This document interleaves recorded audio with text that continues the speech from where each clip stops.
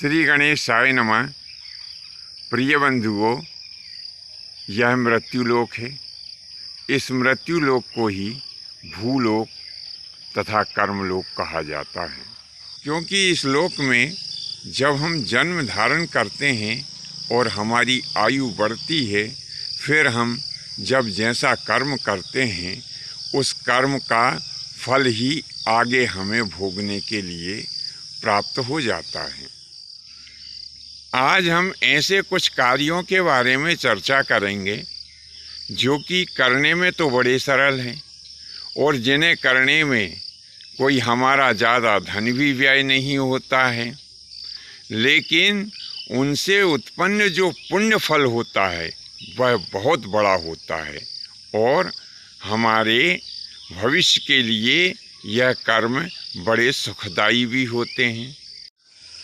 तो यहाँ पर हम इसी क्रम में सबसे पहले चर्चा करेंगे कि जो हमारे पूज्य जन हैं, जैसे हमारी माँ, हमारे पिताजी, हमारे बड़े भाई, हमारे गुरुजन तथा कन्या, जब हम इनका सम्मान करते हैं, जब हम इनकी पूजा करते हैं, तो हमारे द्वारा किए गए इनके सम्मान के कारण अग्निदेव हमारे ऊपर प्रसन्न होते हैं। और जब अग्निदेव हमारे ऊपर प्रसन्न होते हैं तो हमारे भीतर एक अमित तेज उत्पन्न होता है। उस तेज के प्रभाव से समाज में हमारी प्रतिष्ठा बढ़ती है। लोग समाज में हमारी भी पूजन करते हैं, हमारा भी सम्मान करते हैं। इसीलिए कभी भी अपने जो पूज्य जन हैं उनके साथ में ऐसा व्यवहार ना करें जिससे कि वे नाराज हों, क्योंकि इनके नाराज होने से समाज में हमारी प्रतिष्ठा गिरती है।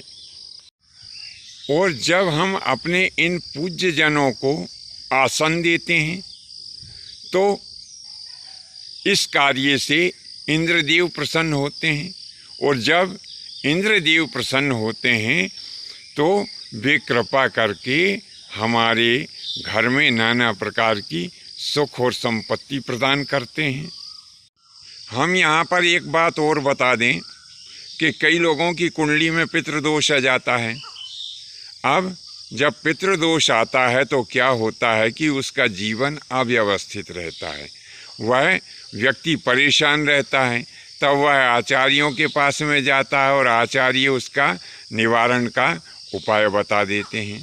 तो हम आपको कह देते हैं कि जिन लोगों ने अपने पिछले जन्म में अपने माता पिता, गुरुजन, कन्या अथवा पूज्य जनों की सेवा नहीं की, उन्हें नाराज किया है, तो दूसरे जन्म में निश्चय ही उन्हें पितृदोष का सामना करना पड़ता है। और यदि मान लो किसी की कुंडली में पितृदोष हो भी, तो उस पितृदोष शांत करने का सबसे अच्छा तरीका कि नित्य प्रति उठ करके अपने माता पिता के चरण वंदन करें, अपने बड़े भाई, कन्या, बहन और अपने गुरु के चरण वंदन करे। जो व्यक्ति यदि ऐसा करता है, यदि उसकी कुंडली में पितृदोष भी होता है तो वह पितृदोष भी शांत हो जाता है।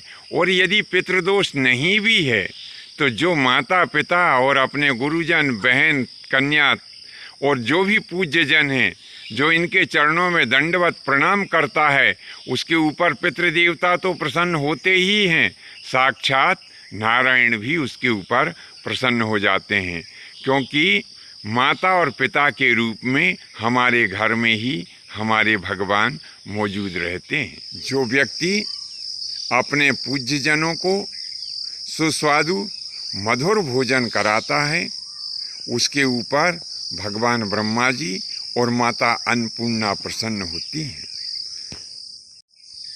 ऐसा करने वाले व्यक्ति के घर में कभी अन्न और धन की कमी नहीं होती है। बंधुओं, आज का यह भाग आपको कैसा लगा नीचे कमेंट्स बॉक्स में लिखें। यदि अच्छा लगा हो तो इसे अपने इष्ट मित्रों में शेयर भी करें। आज्ञा दीजिए। धन्यवाद। जय माता की, जय परशुराम जी की।